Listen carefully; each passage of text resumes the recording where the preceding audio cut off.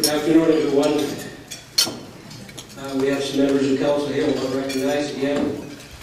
We have some people who were actually very important in our community and close to the community in the military, but a lot of business people also who have influence.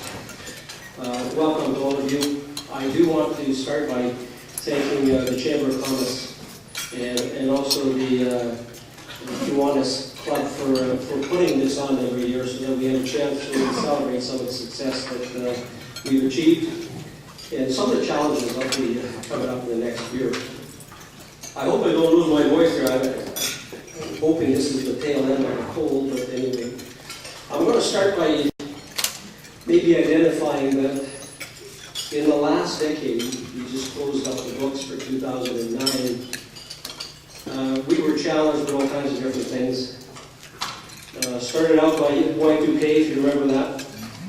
Everybody was afraid of technology, what would come in and put havoc and everything. Even it scared my wife.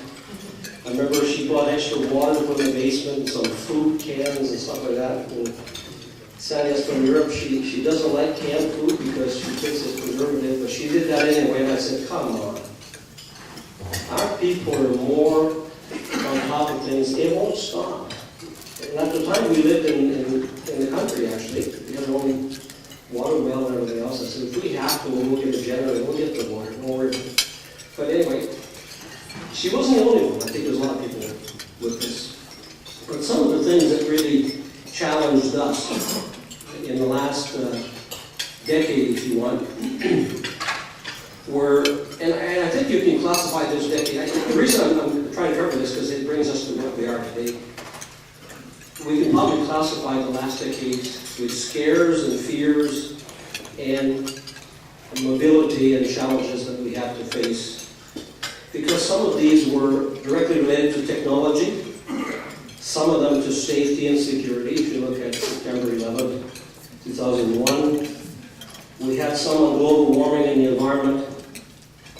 We had some on health. H1N1 just finished. Sorry, it's not finished, but it certainly was.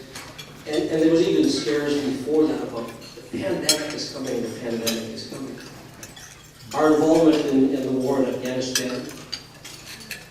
There's a recession, which put in context, it certainly challenged our way of manipulating money and bank systems and investment. For us, lower gas and oil challenged us. We had the mad cow that really influenced this part of the world. The car industry and a lot of other industries that were challenged by this last decade. All of this to say we have to adapt. We have to make things a little bit differently. And a little bit earlier in 2009, I had the pleasure of attending the Small Business Week. And one of the comments that I made there, and it's a comment that is actually well documented through the internet, is there is an upside when there's an economic downturn. And that is that small companies will usually gear themselves. They'll fine-tune the machine, they'll make sure that the people they have are engaged to produce maybe even more, or maybe produce things very differently. We have this and this and that in our area, not just the city itself. And I think that the Chamber represents a lot of these businesses, and they know that. But so do we, because we deal with them, whether it's for permits or expanding their own business. So the last decade has challenged us to think differently. Let me move to what we are today, what we've done in 2009. The first thing I want to mention is if you look at the Maslow hierarchy of needs, Maslow put down his first requirement is safety and security. If people are shelling at you or throwing shells at you or shooting at you or trying to kill you, you're not going to be concerned about the food or the shelter. That will come much later. But in this community, if you look at safety and security, we're in good hands. As a matter of fact, the last statistics that came out, we have the lowest crime rate in Alberta and one of the lowest in Canada. We have presently the highest crime solve rate. So the police are doing what they're supposed to do and what they can do. And I think they're well supported. So we're in a safe place. And that's important for business people and citizens to realize that if there's something happens, they'll be on top of it and they'll look after it.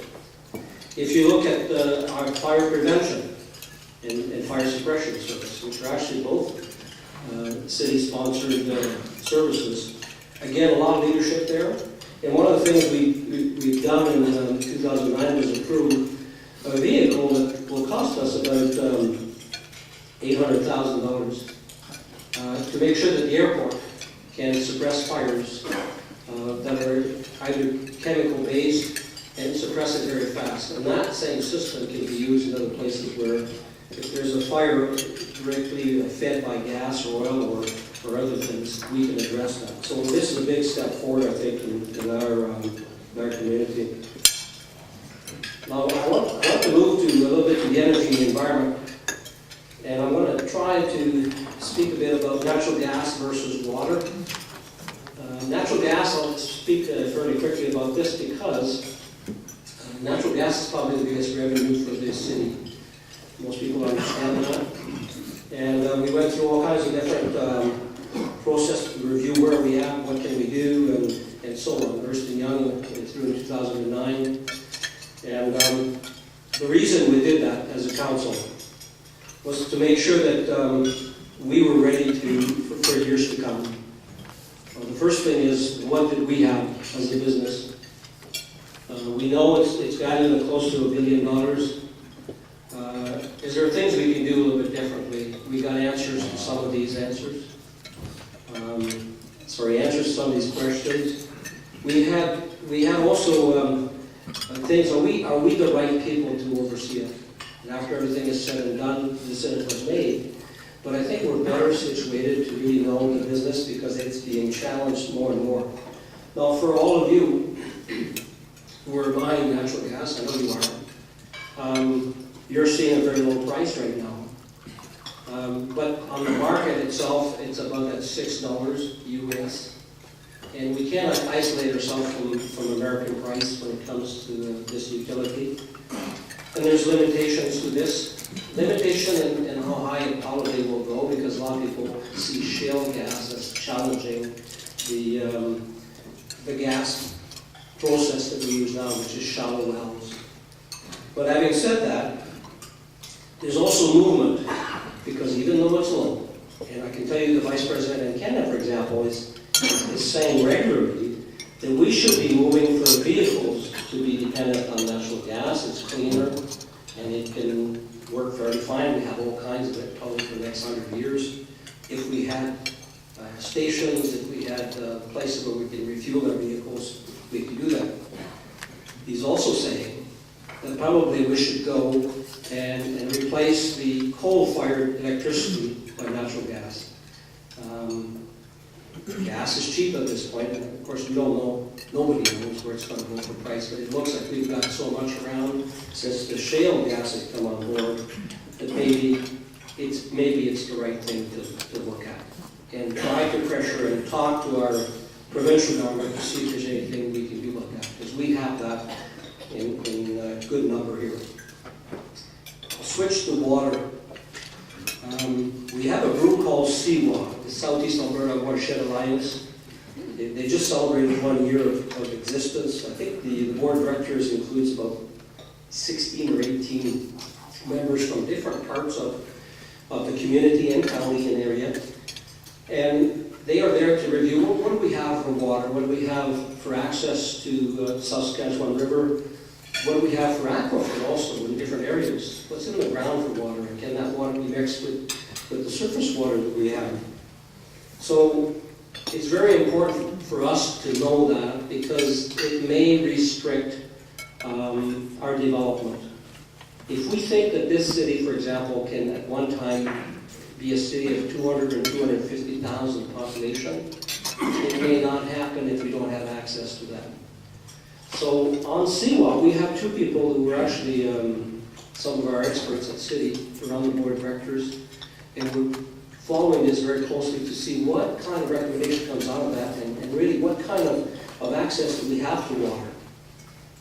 Having said that, I can tell you on the water issue, because it's controlled through licenses in this part of the world, The provincial environment is asking us to review what we use, and it's telling us that maybe the licenses we have doesn't have the limitation we think it has. Don't know the answer to that yet. But we're working very closely to know that, because without knowing that, it really hampers what we want to do.